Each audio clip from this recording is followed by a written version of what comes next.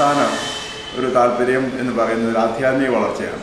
അപ്പോൾ ഒരു സ്പിരിച്വലായിട്ടുള്ള ഒരു റീജനറേഷൻ, അതായത് ഒരു ഒരു ഒരു പുനർജീവനം ഉണ്ടായെങ്കിൽ മാത്രമേ സഭയ്ക്ക് സർവൈവ് ചെയ്യാൻ സാധിക്കുള്ളൂ. അതിലൂടെ മാത്രമേ നല്ല കമ്മിറ്റഡ് ആയിട്ടുള്ള അച്ഛന്മാർ സഭയ്ക്ക് കിട്ടുകയുള്ളൂ. അല്ലാതെ അതുകൊണ്ട് ഒരു ആധ്യാത്മിക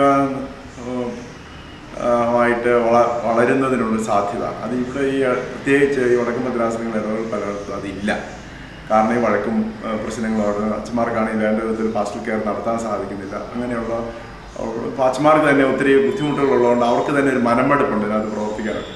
ആ സാഹചര്യത്തിൽ പലപ്പോഴും ഇടവകളിൽ പോയി പ്രവർത്തിക്കാൻ ഒപ്പം തന്നെ പല ഇടവകളിൽ ഇവിടെ വന്നു ചേർന്ന് അവരുടെ ആവശ്യങ്ങൾ പാസ്റ്റൽ കെയർ നീഡ്സ് കേറ്റർ ചെയ്യാനുള്ള സെൻറ്റേഴ്സാണ്. 2 പ്രധാനപ്പെട്ട സ്ഥലങ്ങളൊന്നും കൂത്താട്ടുള്ള അടുത്ത് വടകരയുണ്ട്, കോഴഞ്ചേരിയിലായിട്ട് 2 സെൻറ്റേഴ്സ് നടക്കുന്നുണ്ട്.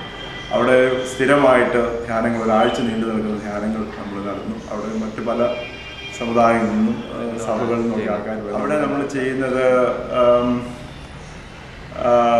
ഒന്ന് ഒരു ആഴ്ച നീണ്ടു നിൽക്കുന്ന ധ്യാനം. ആ ധ്യാനത്തിൽ വരുന്ന ആൾക്കാർ എന്തെങ്കിലും മാനസിക പ്രയാസങ്ങളുള്ളവർ, കുടുംബ പ്രശ്നങ്ങളുള്ളവർ, സാമ്പത്തിക പ്രശ്നങ്ങളുള്ളവർ, ഇന്റർപേഴ്സണൽ റിലേഷൻഷിപ്പ് തകർന്നവർ, പഠനത്തിന് ബുദ്ധിമുട്ടുള്ളവർ, ജോലിയിൽ പ്രതിസന്ധിയുള്ളവർ, ഇങ്ങനെയൊക്കെയുള്ള ആൾക്കാർ കൂടുതൽ അവർക്ക് തന്നെ ബുദ്ധിമുട്ടുള്ള ആൾക്കാർ വരുന്നതാണ്.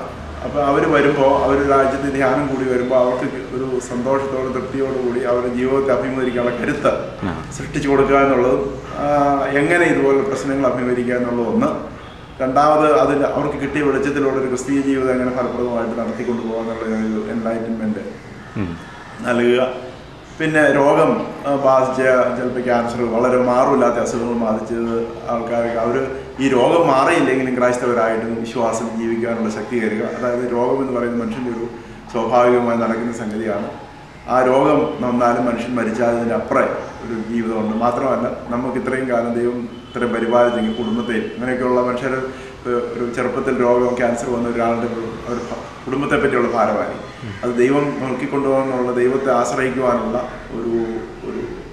ഒരു പ്രേരണ കൊടുക്കുക. അത് അവർക്ക് ദൈവം നോക്കിക്കോളും, ഞാൻ മരിച്ചാൽ എൻ്റെ കുടുംബത്തെ ദൈവം അന്വേഷിച്ചോളൂ, ഇങ്ങനെയൊക്കെയുള്ള നല്ല പോസിറ്റീവായിട്ടുള്ള ഒരു മാനസികാവസ്ഥ സൃഷ്ടിച്ചെടുക്കുക. അതുപോലെ തന്നെ ആധ്യാത്മിക രംഗത്ത് ആധ്യാത്മികമായിട്ട് വളർത്തിയെടുക്കുക.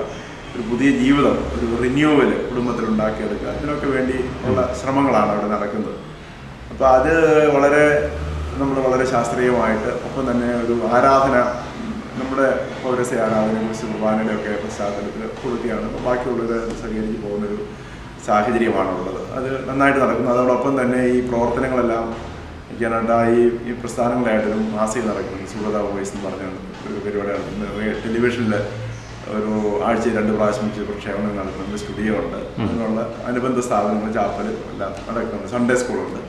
നമ്മുടെ തന്നെ സൺഡേ സ്കൂളിൻ്റെ ഒരു ഇതുണ്ട് അവിടെ. അപ്പോൾ ഇങ്ങനെ ഒരു എക്സ്പെരിമെൻ്റലായിട്ട് നമ്മൾ നടത്തുന്നതാണ്. അപ്പോൾ പുതിയ ഇൻപുട്സൊക്കെ വരുമ്പോൾ അവിടെ തന്നെ നമ്മൾ എക്സ്പെരിമെൻ്റ് ചെയ്യും. അങ്ങനെ ഒരു നല്ല മന്ത്ലി ബൈബിൾ സ്റ്റഡി നടത്തുന്നുണ്ട്. അതിപ്പോൾ ഇവരെല്ലാം പഠിച്ചിട്ട് വരും, വേദവസ്ത്രം പഠിച്ചിട്ട് വന്നിട്ട് ഒരു വേദഭാഗം നമ്മൾ ചർച്ച ചെയ്യും. അപ്പോൾ ഏതെങ്കിലും ഒരു പ്രസംഗം പറയല്ല, അവർ പഠിച്ചത്, അവരുടെ മനസ്സിൽ എന്താണ് ഉണ്ടായത്, അവർക്ക് എങ്ങനെ ഈ കാര്യങ്ങൾ, ഈ വേദഭാഗത്ത് അവർക്ക് കിട്ടിയൊരു മെസ്സേജ് എന്താണ്, ഇതെല്ലാം അതിൻ്റെ ഒരു ബാക്ക്ഗ്രൗണ്ട്, ഇങ്ങനെല്ലാം കാര്യങ്ങളും എല്ലാവരും കൂടി ചർച്ച ചെയ്ത് ഒരു 1.5 മണിക്കൂറാണ്. അത് വളരെ ഒരു എൻറിച്ചിങ് എക്സ്പീരിയൻസ് ആണ്. അതായത് ഈ ആധ്യാത്മിക മേഖലയിൽ വളരെ കൺവെൻഷനലായിട്ടുള്ള അതായത് വളരെ യാഥാസ്ഥികമായി നിലവിലിരുന്ന ഇതിനോടനുബന്ധിച്ച് പുതിയ പരീക്ഷണങ്ങൾ നടത്തുവാൻ ഇതിനോടുള്ള ഒരു ഇടം ഈ സ്ഥലങ്ങളിൽ നമ്മൾ കണ്ടെത്തുന്നുണ്ട്. പിന്നെ അവിടെ കുട്ടികൾക്ക് വേണ്ടിയുള്ള ധ്യാനം, ദമ്പതികൾക്ക് വേണ്ടിയുള്ള ധ്യാനം, വിവാഹത്തിന് ജീവിതത്തിന് തയ്യാറാകുന്നവർക്ക് വേണ്ടി ഒരുക്ക ധ്യാനങ്ങൾ, വാർദ്ധക്യത്തിലുള്ളവർക്ക് വേണ്ടിയുള്ള, സ്ത്രീകൾക്ക് വേണ്ടി, വൈദികർക്ക് വേണ്ടി, ഇങ്ങനെയൊക്കെയുള്ള പല ധ്യാനങ്ങൾ പ്രത്യേകമായിട്ട് കാറ്റഗറി തിരിച്ച് ചെയ്യാറുണ്ട്. അങ്ങനെ ഒരു പ്രസ്ഥാനമാണ് ഇത് രണ്ടും പ്രധാനമായിട്ട്. അത് ഓരോടത്ത് 100 പേർക്ക് താമസിക്കാനുള്ള സൗകര്യത്തോടുകൂടി സംവിധാനമുണ്ട്. അതൊക്കെ അവിടെ തന്നെ ഒരു വോയിസ് ഹോം കുട്ടികൾക്ക് വേണ്ടിയുള്ള, അതായത് റിജക്റ്റഡ് ആയിട്ടുള്ള കുട്ടികളെ കൊണ്ട് താമസിപ്പിക്കാൻ വേണ്ടി ഒരു പുതിയ പദ്ധതി ആവിഷ്കരിച്ച സ്ഥലമാണ് ഇതിൻ്റെ പരിപാടി.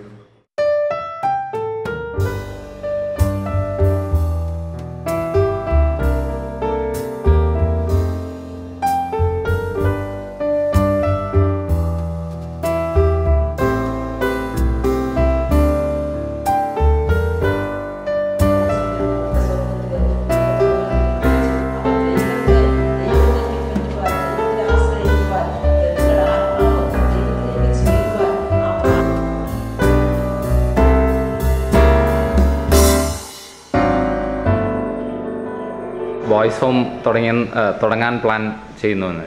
അത് നമ്മളെപ്പോഴത്തേക്കാണ് അതിൻ്റെ സ്ഥലം വാങ്ങിച്ചു. എനിക്ക് പറഞ്ഞാൽ അതിൻ്റെ ഒത്തിരി ലൈബിലിറ്റി ഉണ്ട്. അതിൻ്റെ 3 കോടി രൂപയാണ് ആ സ്ഥലത്തിന് തന്നെ. എനിക്ക് ഈ കോലഞ്ചേരി എന്നൊക്കെ പറയുന്നത് വളരെ വില കൂടിയ സ്ഥലമുള്ള സ്ഥലത്തിന് വില കൂടിയ ഒരു ഏരിയയാണ്.